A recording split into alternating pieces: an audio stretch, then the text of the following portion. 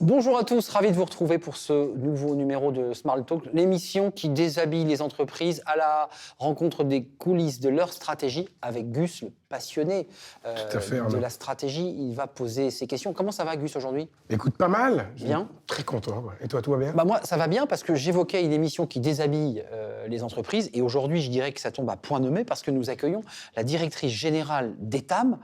Bonjour, Patricia Bonjour. Tranvoise. C'était pas un jeu de mots, c'était un peu fait exprès parce que on va parler de lingerie, on va parler de votre business, de votre stratégie. Il faut quand même préciser que c'est 5000 collaborateurs, le groupe Etam, avec des marques, Undies, Maison 123 et des participations dans l'IVI et dans IC. Vos journées sont bien occupées parce que là, juste après l'émission, si j'ai bien compris, vous allez choisir les maillots de bain pour la saison qui va arriver, donc c'est des moments importants. Comment vous regardez ce sujet de la lingerie, de la confection, du textile, Gus ? Comme dans toutes les grosses boîtes de FMCG, alors là, on ne peut pas dire que la lingerie soit vraiment une FMCG à proprement dit. FMCG, c'est Fast Moving Goods. Okay, donc c'est tout ce que tu achètes en supermarché. La lingerie peut s'y approcher sur certains aspects, mais il y a quand même un très gros shift qui est en train de se faire sur ce secteur-là, qui est la manière dont tu parles à ton consommateur. Et aujourd'hui, quand tu regardes les concurrents qu'il y a sur le marché, où tu as toutes sortes de petites marques qui poussent de partout, qui viennent te mordre un peu le mollet, et puis tu as des pure players qui arrivent par au-dessus. Toi, tu te retrouves un peu coincé là, entre les deux. Est-ce que ça, c'est quelque chose que tu ressens ? Est-ce que vous sentez ça au niveau des chiffres, en se disant, tiens, on sent qu'on est en train de se faire manger un peu le mollet par en dessous par des petites marques un peu bobos qui sont très locales mais qui fonctionnent pas mal, et des pure players qui arrivent avec leurs produits blancs pour essayer d'étouffer un peu le marché. C'est quelque chose que tu sens dans les chiffres ou pas trop ? Alors, manger le mollet, peut-être pas, mais effectivement, en fait, en tout cas, c'est fast moving, ça c'est très clair. C'est un marché qui bouge énormément. Et ce qui est très intéressant, c'est qu'il y a pas mal de petites marques qui arrivent avec des propositions qui sont intéressantes et qui nous forcent à aller toujours de l'avant. Après, quand je vous dis manger le mollet, pas tout à fait, parce que même en 2020, on a confirmé notre position de leader, on a continué à progresser très fortement. Donc je pense que c'est pas exactement ça, mais en revanche, c'est challenging. Tout à fait. Et ça bouge très fortement. Ça bouge aussi parce qu'il y a un renouveau de la mode complet autour de l'éco-responsabilité. On va en parler, c'est un élément important pour vous. L'éco-responsabilité, et puis de ce qu'est être belle ou beau, quoi. Il y a plusieurs sujets. Il y a le sujet de... avant, on achetait de la lingerie pour l'homme en face de soi. Maintenant, on achète de la lingerie pour soi. Donc, c'est un rapport au corps qui est très important. Tout à fait. Ça fait bouger aussi à cause de l'éco-responsabilité. Et puis, ça bouge aussi dans les attentes des clientes qui sont très différentes il y a 10 ans. Oui. Avant, on attendait de la lingerie très structurée, très armaturée. Et aujourd'hui, on est dans une attente de sensations invisible, de rien bien-être sentir. Et douceur, Voilà, bien-être, douceur, confort. Tout ça fait que ça bouge énormément. Et du coup, pour retourner un peu sur ceux qui te mangent pas le mollet, mais qui te croquent un peu l'orteil, est-ce que... on a réduit, là.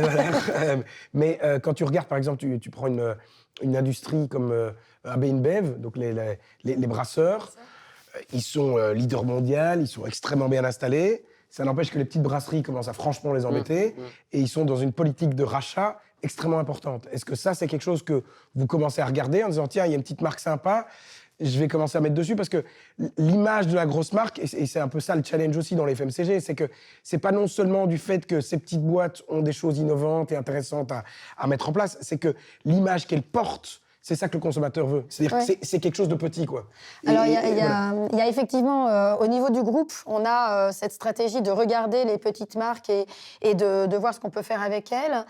Au niveau de la marque Etam, en fait, là, je vais lancer là, au mois de juillet une stratégie de marque invitée. Donc, donner de la visibilité à des jeunes marques sur notre site et dans nos magasins. Okay. Donc là, on va commencer... Ils présentent leur gamme sur le site Etam. Voilà, qui vont présenter. Donc, on leur donne accès à un site qui a quand même 100 millions de visiteurs par an, donc c'est quelque chose de une belle vitrine. Belle vitrine. Et en même temps, c'est un échange à chaque fois ensemble de... Il y a un vrai win-win sur le sujet. Juste un mot, on a commencé l'entretien sur la notion d'éco-responsabilité. Il y a un vrai sujet sur le textile, sur le gaspillage, sur ces vêtements fabriqués à l'autre bout du monde, qui coûtent finalement rien. Vous menez une réflexion sur le sujet, vous avez lancé WeCare.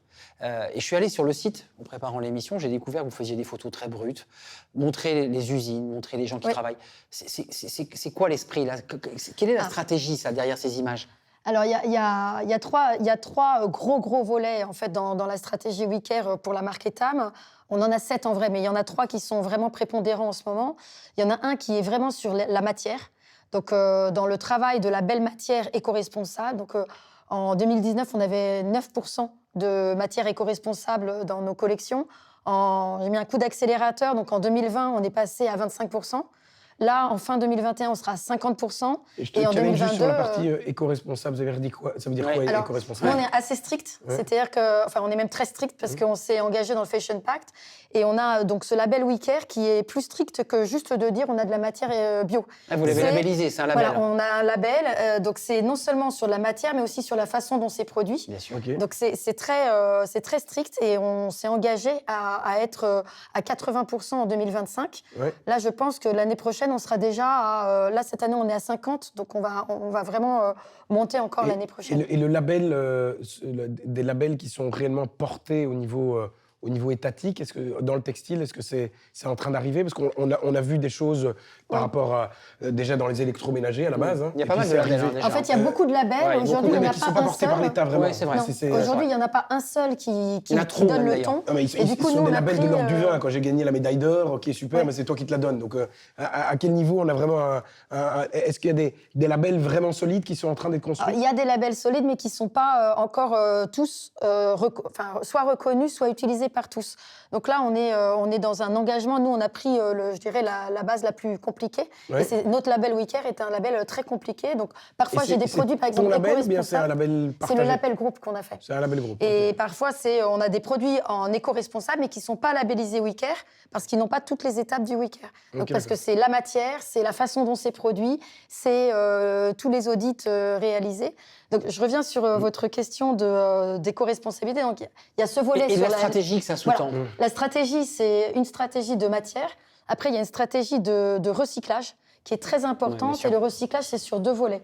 Il y en a un qui est de créer des matières à partir de matières recyclées. Donc là, j'ai par exemple 60% de mes collections bains sont en matière recyclée. Ma plus grosse ligne en termes de votre propre recyclage, on est d'accord? Oui. Et non, pas de notre propre recyclage, de matière recyclée. Que vous récupérez, d'accord. Et on a des matières, par exemple, notre plus importante ligne de lingerie, de corsetterie, est aussi à base de dentelle recyclée. Donc nous, on a beaucoup travaillé la dentelle recyclée.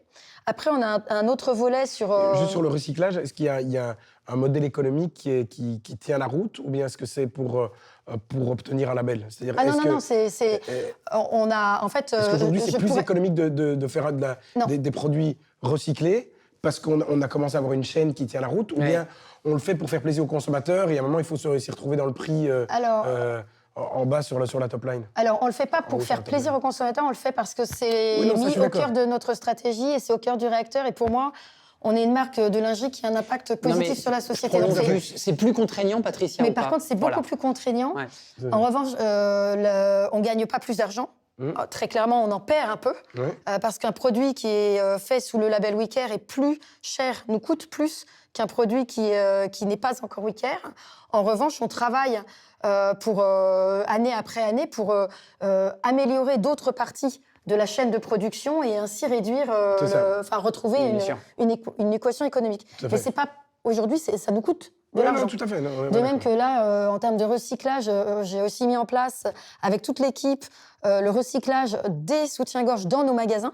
Donc on vient de mettre en place 350 bornes dans 350 magasins pour déposer des soutiens-gorge. Parce que le soutien-gorge est une pièce difficile à recycler, puisqu'il y a des armatures, il y a des crochets, il y a du métal.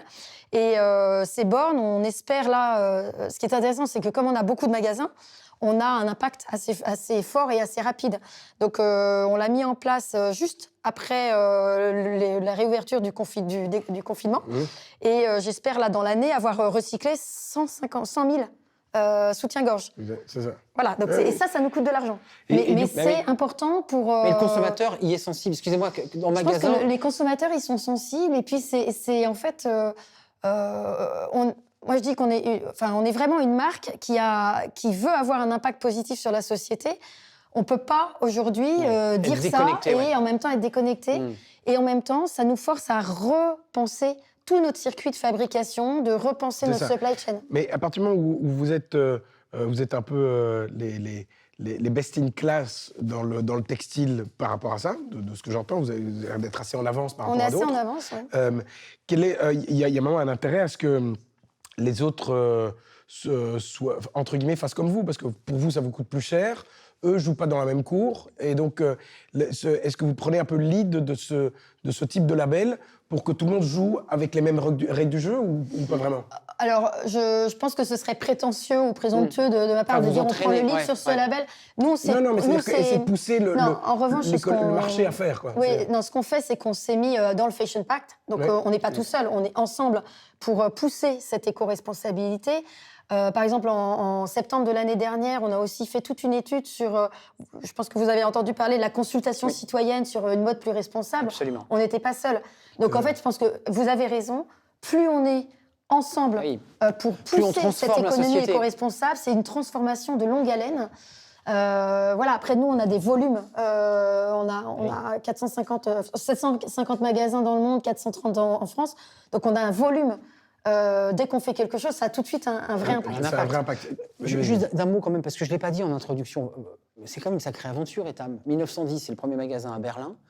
65, je trouvais ça incroyable. En France, c'est le premier réassort automatique en flux tendu en 65.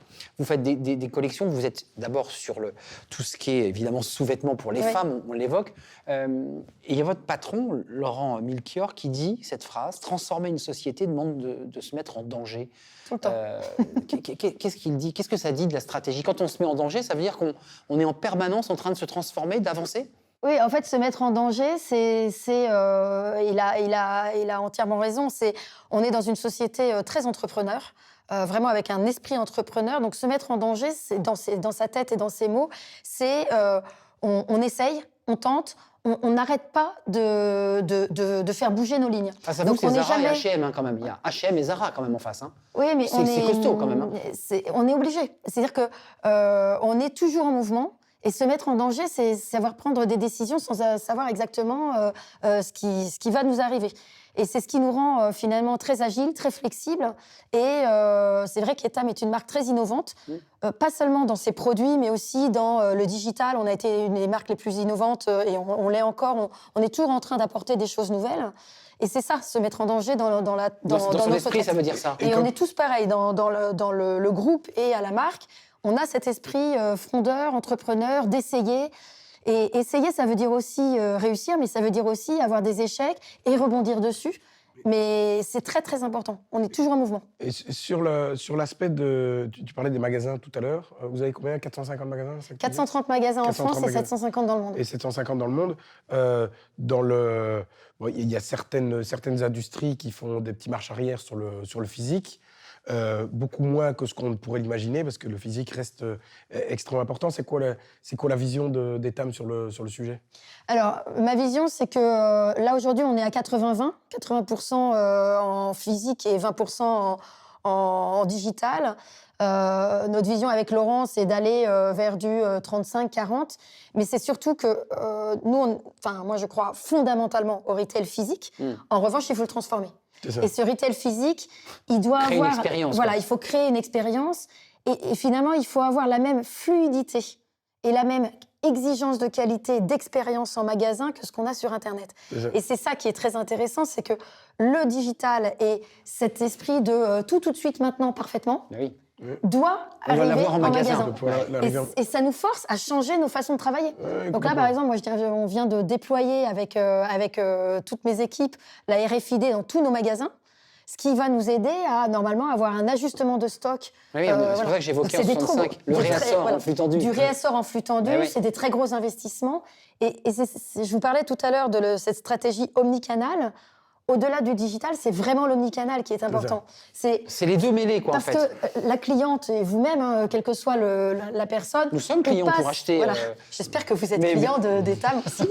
Mais la cliente et le client passent sans arrêt du site pour préparer son achat, au magasin pour acheter, essayer, trouver quelque chose, un conseil, un lien. Et ça, tu le vois dans tes chiffres ? Ah ben nous, on le voit très bien. En fait, on a l'indice ROPO, donc c'est Research Online, Purchase Offline. Ouais. Et ça, on le voit très bien. C'est un va-et-vient entre le téléphone portable et c'est un va-et-vient entre les deux. Parce qu'on a aussi des gens qui vont en magasin, qui essayent en magasin, qui le regardent, et puis qui finalement vont aller acheter tranquillement à la maison. Donc c'est un va-et-vient entre les deux. Et aujourd'hui, on a, je dirais qu'on a encore 75% de fonctionnalités... je pense, je dis 75%, c'est peut-être un peu plus, un peu moins, mais l'idée, c'est on a encore une énorme partie de façon de faire le business qui est encore inconnue. Il y a de la marge. Complètement inconnue. L'intelligence artificielle va beaucoup nous aider et l'arrivée du digital dans le monde du retail, c'est extraordinaire. Et donc, tes leviers de croissance aujourd'hui, parce que... donc il y a un objectif de faire de l'ordre de x2 c'est quoi le timing ? Dans les 5... dans les gros 5 ans à venir, très bien. Tes gros leviers de croissance, tu en parlais tout à l'heure, c'est l'international, on va y revenir dessus. Est-ce que tu as des sujets de croissance qui sont autres que juste se dire « je vais ouvrir un nouveau pays » mais je vais déployer un nouveau service, un nouveau business model, une nouvelle typologie de produits, parce qu'en fait, je me sens légitime à plus faire de la lingerie, mais commencer à faire des baskets, je dis n'importe quoi. Mais est-ce que déjà stratégiquement, vous avez une vision de se dire, ok, voilà mes quelques gros leviers de croissance, c'est là que je vais aller investir ? Je vais vous embaucher. Vous allez vous revoir, c'est sûr. Oui, les gros leviers de croissance. Alors, il y en a un premier qui est... en fait, il faut d'abord travailler la croissance organique, c'est-à-dire tout ce qui existe et comment on le développe. Parce que si on ne fait que de la croissance externe, ça veut dire que le cœur de métier, on le fait moins bien.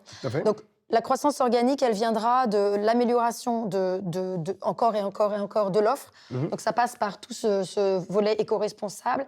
Ça passe par plus de mode aussi. Une gamme qui est encore plus dans l'air du temps, encore plus désirable. Et votre défilé de mode quand même, parce que ceux qui veulent jeter un œil, il y a eu un défilé de mode magnifique. C'est votre premier défilé, c'était pendant le Covid en plus. Alors c'est mon premier, mais c'était le 11e pour la marque. Et pour vous, c'était le premier. Et on en a un, donc je vous donne rendez-vous à tous le 4 octobre. Donc on continue cette aventure des live shows. Ça sera où? Ça, je ne dis pas. C'est secret, je savais que c'était secret. Mais il y a le levier qui est sur l'offre. Et là, on a pas mal de nouvelles catégories à aller développer. Il y a d'abord une catégorie pour alors, je vais rentrer dans la technique, hein, mais pardonnez-moi. Mais pour les poitrines plus généreuses. Donc là, on lance une gamme cet été. C'est ça, parce que le mannequinat, enfin, la notion de la beauté a très fort changé. Les sylphides et au profit de femmes plus rondes, de femmes... En fait, les sylphides, elles sont toujours là. Sauf qu'on ne montre pas que les sylphides. Mais oui, c'est le débat. Mais les sylphides ont toujours été là, elles sont toujours là, et on a en revanche un marché de femmes avec des poitrines plus généreuses qui s'étend. C'est-à-dire que les jeunes femmes ont des poitrines plus généreuses, donc on s'adapte. Et c'est vrai que là, on lance toute une gamme extraordinaire de EFG, donc des gros bonnets, ce qu'on appelle les gros bonnets, mais c'est vraiment très beau. Et avec donc ça, tu sens des chiffres très élégant. Et c'est-à-dire que tu sens le surpoids dans la population parce qu'aujourd'hui, tu as quand même une évolution de morphologie. J'appellerais pas ça surpoids. En fait, c'est vraiment une évolution de morphologie. Le corps change. Les jeunes grandissent, les jeunes sont plus grands, les corps sont plus généreux. Non, tout à fait. Mais pour ne pas rentrer dans un débat qui est dangereux, mais c'est la notion de surpoids, elle est mondiale. Donc ça, c'est pas sont des chiffres. Est-ce que ça sont des publics sur lesquels vous essayez aussi, c'est-à-dire que ton public de base est assez classique, et tu te dis, OK, maintenant, je vais essayer d'élargir un peu la fourchette, ou pas spécialement Alors, pas exactement. Okay. C'est-à-dire que j'ai pas de public de base. En fait, la marque Etam, elle a une chance extraordinaire, c'est qu'on parle vraiment aux femmes de 20 ans comme aux femmes de 50 et on a une variété d'offres. T'as pas une tranche de population 10, 10, 10, 10, Non, 10, 10, 10. Non, c'est avec vraiment vos très, marques, très vous touchez tout le monde, impressionnant. finalement. C'est très, très impressionnant. J'ai rarement vu une marque aussi puissante, aussi près de ses clientes. Ouais. Donc, j'ai pas, comme vous dites, un public de base. Je trouve que c'est pas très heureuse. En fait, je non, pense mais après, que tu vois, une marque peut porter une certaine image qui se focus sur un public spécifique. Mais en l'occurrence, la marque Etam, c'est le contraire. C'est-à-dire que aujourd'hui, l'inclusivité, c'est à la mode. Mais il faut savoir qu'Etam a toujours été inclusif depuis le début. Donc, pour nous, c'est pas la mode. On avait commencé bien avant tout le monde à mettre des mannequins qui n'étaient pas des tailles 34 sur le podium. Si vous regardez la campagne de publicité d'il y a 3 ans, on était déjà avec des femmes de toutes les morphologies. La différence là, c'est que nous, la gamme par exemple dont je vous parle, qui est très importante, c'est que c'est une avancée technologique. C'est pas seulement, tiens, on va faire des bonnets F. Ça, vous on ne le fait répondez depuis pas à longtemps. un cahier des charges. Il y a quelque chose d'autre là. En fait, le fait de proposer des bonnets E et F à toutes les femmes, on le fait depuis très longtemps. On l'a toujours fait. Là, on propose une gamme pour les bonnets E, F, G, donc un peu plus loin, mais surtout une gamme avec des produits qui sont sans armature, qui est la demande des femmes d'aujourd'hui. Parce que ça fait mal, on peut le dire. Non, ça fait pas mal, mais il y a une demande. Aujourd'hui, il y a une... Plus de métal, plus de douleur. Le métal ne fait pas mal du tout. Ah, je me fais discuter, oui. Parce que nous, on n'est pas consommateurs de ces bonnets EFG. Il se pose en expert et pam, pam. Le métal ne fait pas mal, mais il y a des femmes qui aiment les armatures. Aujourd'hui, la mode est au sans armature et surtout, la mode est à ce qu'on appelle le no-bras, c'est-à-dire cette sensation de ne rien porter. De rien porter, oui. Et donc, cette sensation de ne rien porter, elle passe par des nouvelles matières et des nouvelles techniques. Je vais passer au-delà de la technique, mais vous imaginez que pour tenir un sein un peu volumineux sans donc il y a un travail de R&D incroyable. Il y a un travail de R&D qui est très fort. Et c'est ça qui est impressionnant. C'est quoi? C'est la matière? On fait voilà, quoi là? donc là, nous, on travaille sur des matières qui sont stretch, qui ne soutiennent plus, mais qui maintiennent. Et c'est ça qui est très intéressant et qui apporte une valeur ajoutée très forte. Voilà, donc c'est le fait de proposer des gammes E, F, on l'avait depuis longtemps. Ça, c'est classique. Alors, c'est presque classique, mais le fait de proposer de la dentelle extensible, sans armature, à des bonnets généreux, donc voilà, ça c'est un élément de réponse sur la croissance organique. Le deuxième élément de croissance, c'est l'expérience qu'on donne en magasin et le déploiement du digital. Ça, c'est extrêmement important. On a encore beaucoup de travail à faire, et notamment sur la disponibilité du stock. 20% de ton chiffre est en digital, c'est ça? On a fait un x2 l'année dernière. C'est pas grand-chose par rapport à d'autres acteurs. C'est pas encore. Mais la lingerie, ça s'essaye. Donc en fait, exactement, c'est bien le problème. Donc là, c'est toute une réflexion. C'est comment, sur le digital, on arrive à faire en sorte que les femmes puissent essayer. Mais le luxe a dit la même chose, que le luxe, ça pouvait pas se faire en online parce qu'il fallait le toucher, que c'était toute l'expérience. Moi, je crois qu'on peut le faire. Mais au final, le luxe, ça fait des chiffres en digital qui sont faramineux. Ce que nous dit Patricia, il faut quand même parfois aller essayer toucher le tissu en magasin et comme vous dites, on rentre chez soi et calmement, on achète le produit. Oui, mais moi, je crois qu'on peut développer les ventes online, mais en proposant des nouvelles façons d'acheter, d'essayer, voilà. Patricia, et puis le dernier volet, c'est l'international, effectivement. Voilà, j'allais y venir. Il nous reste peu de temps, mais il y a l'international, votre développement international, aller conquérir de nouveaux marchés. Et puis, il y a les produits qui sont faits en France. Oui. D'un petit mot, je sais qu'il y a encore une usine à Lille, il y a encore des salariés à Lille qui travaillent pour Etam. Le textile, il n'y a plus d'entreprises, mais vous en avez encore. Ça, c'est intéressant, ça aussi. Alors, ce que nous avons à Mouveau, ce n'est pas une usine, c'est un atelier de couture. Le mot est impropre. Donc, c'est un atelier de couture et surtout notre tech center. Donc, tous nos produits sont développés, créés, imaginés par cette fabuleuse équipe du Tech Center qui est à Mouveau. Et c'est eux qui dessinent, et c'est là où je parle d'innovation technologique. C'est là où c'est fait le bonnet. Là, on a un savoir-faire qui est extraordinaire. Et c'est là qu'on crée tout ce qui est compliqué. Donc, tous nos produits sont créés là. Et ensuite, c'est partagé avec nos différentes usines à travers le monde. Donc ça, c'est pour la partie technique. Et quand tu dis à travers le monde, elles sont où principalement tes usines? Alors, principalement, on en a beaucoup en Chine, on en a au Bangladesh, on en a au Vietnam, on en a en Inde, on en a en Turquie, en Tunisie, en Italie. Voilà. Et par rapport à ton... Je vais juste ajouter, parce qu'on a fait un projet transparence qui est extraordinaire, et on est assez pionnier sur le domaine, c'est que là, aujourd'hui, si vous allez sur le site internet ou en magasin, vous verrez un QR code sur nos magasins. Je voulais l'évoquer, vous scannez, et vous êtes tombé directement sur une vidéo qui vous montre la ligne de production sur laquelle votre produit a été fait. Ok. Donc, si vous voulez voir où le produit, où ce joli pull a été fait, ce pantalon, ou ce que je porte en Source au dessous. plus près, presque le nom du salarié qui a... Et on a 80% aujourd'hui qui est mis en ligne et ce sera 100% d'ici la fin de Les gens l'année. y vont, juste parce que Patricia, le QR code, ça avait un peu disparu. Bon, le Covid l'a remis au On bout du jour. a c'est pas encore très connu, mais les gens commencent à y aller. Tiens, je vais Est-ce aller que voir. Et nous, on genre est de très trucs fiers que de vous le faire. imposez, ce genre de choses-là que vous imposez, est-ce que c'est parce que vous essayez de prendre de l'avance par rapport à une exigence du consommateur qui va arriver? Est-ce que c'est quoi l'intérêt d'avoir ce niveau de transparence-là? Pourquoi est-ce que vous l'imposez? En fait, c'est... Vous avez peur du bad buzz? Non, c'est une quoi, là? conviction profonde. C'est-à-dire que Ouais, c'est une éthique. Oui, mais je suis d'accord avec toi, avec la conviction profonde, je suis d'accord avec toi, mais le fait de venir donner la vidéo de la ligne où ça a été fait, il n'y aurait pas besoin de le faire s'il n'y avait pas eu des catastrophes avant. C'est qu'il y a un moment où il faut... On le Non, fait mais on parce n'est pas qu'il faut obligé d'aller jusque-là. Oui, On pourrait, en fait, je pourrais tout simplement vous dire, ben voilà, le produit a été fait là, ou juste avoir ce qu'on a déjà chez nous, tout le sourcing et tout le C'est ça. Mais là, le vous allez tracking. plus loin encore. Là, on va plus loin parce qu'en fait, on pense que pour les consommatrices, Oui. c'est quelque chose d'intéressant. C'est ça. Maintenant, celles qui sont intéressées y vont, celles que ça n'intéresse pas n'y vont pas. C'est C'est ça. au choix. Mais au moins, Vous c'est offrez la possibilité de on le offre faire. la possibilité de le faire et c'est une conviction. Ouais. Voilà, Et on tu fait crois que pas tout l'industrie par, va aller l'industrie de manière générale va aller sur ce niveau de transparence jusqu'au bout? Je pense que ça dépendra des marques et de l'engagement. Ouais. En fait, vous savez, pouvez on peut donner faire les envie. choses sous contrainte ou on peut les faire par conviction ou par envie. Bien sûr. Ouais. Avec Laurent, on est très convaincus et on a beaucoup d'envie. Donc ça, c'est un projet vraiment prioritaire et qu'on a mis en avant. C'est pas facile à faire. Et c'est vrai qu'on fait... voilà, c'est une conviction. C'est ça. Et alors sur Un dernier mot, ouais, Gus. juste pour terminer sur l'international, c'est quoi les pays où Etam a une légitimité de pouvoir aller s'installer? D'ailleurs, vous y allez avec la marque Etam? Oui, on a 55 pays et c'est vrai que c'est un gros axe de déploiement. Donc, dans notre idée, c'est effectivement de continuer la croissance très forte en Espagne, en Russie, en Belgique, en Suisse, donc dans nos pays européens. Et la Et marque on a un Etam est gros reconnue travail là-dedans? là en Chine. Donc, on vient de relancer, de lancer la marque Etam en Des Chine. magasins? Non, pour l'instant, on est digital et l'idée, c'est d'aller regarder le retail, mais un peu plus tard.